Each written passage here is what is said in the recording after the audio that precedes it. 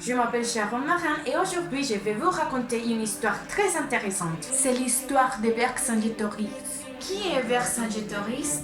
Vercingétorix, une menace pour la domination romaine. Il a été le fils du chef gaulois Celtito de la peuplade de Saverne.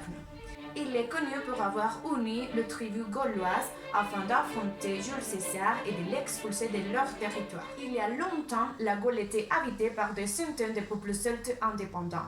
C'étaient des tribus courageuses, mais désordonnées et divisées. D'autre part, il y avait les troupes romaines de Jules César qui étaient disciplinées et bien entraînées. Cela a permis à Romain de conquérir sans grande difficulté ces peuples gaulois, faisant de César peu à peu pratiquement le maître de la plupart de la Gaule. Mais cette domination sur les Gaulois était fragile.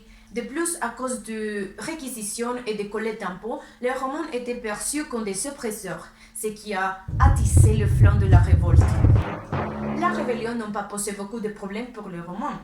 Jusqu'à 52 avant Jésus-Christ, il y a eu une rébellion menée, devinez par qui? Très bien, notre personnage principal, Vercingétorix. Vercingétorix a compris que le seul moyen de vaincre les Romains était d'unir toutes les tribus de la Gaule. Donc, il a fait appel aux druides. Les pratiques magico-religieuses étaient respectées par toutes les tribus de la Gaule et ils constituaient leur signe le plus clair d'unité et d'identité. Cette stratégie a réussi. César a dû battre en retraite, ce qui a incité d'autres tribus de rejoindre la rébellion. Plus tard, les chefs gaulois, comptant ces importantes forces, s'est trompé en combattant en plein champ contre les Romains. Il était partiellement vaincu. Jules César l'a poursuivi jusqu'à ils sont entendus à Alessia. La bataille d'Alessia est une partie fondamentale de cette histoire que je vais résumer car elle sera expliquée plus en détail dans la vidéo suivante.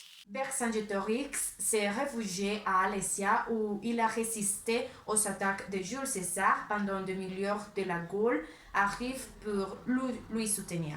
Cela a obligé César à construire deux barrières autour de la ville. La première barrière ne permettait personne quitter la ville afin d'affamer ses ennemis. Quant à la deuxième barrière, elle a été construite pour arrêter les attaques qui viendront bientôt de l'extérieur. Pendant une semaine, Jules César a combattu ses ennemis qui ont attaqué de tous les fronts possibles. La situation devient désespérée pour César, mais le manque de direction et la désorganisation par le force gaulois qui arrivait bientôt font les attaques faiblissent. Finalement, dans un acte de fierté qui implore en même temps la clémence pour son peuple, Vercingétorix est sorti de la ville seul à cheval, avec ses meilleures armes. Il s'est présenté à César et après avoir jeté son épée, il s'agenouille devant lui.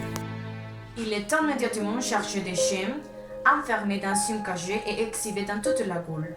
Alessia n'a pas été ravagée, mais tous ses habitants sont devenus des esclaves pour les Romains.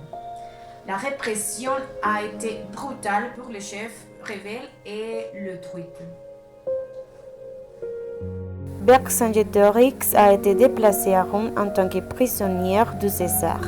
Il est mort après un défilé de victoires au cours duquel il a été exhibé comme un trophée. Certains disent qu'il a été étranglé, d'autres qu'il a été décapité.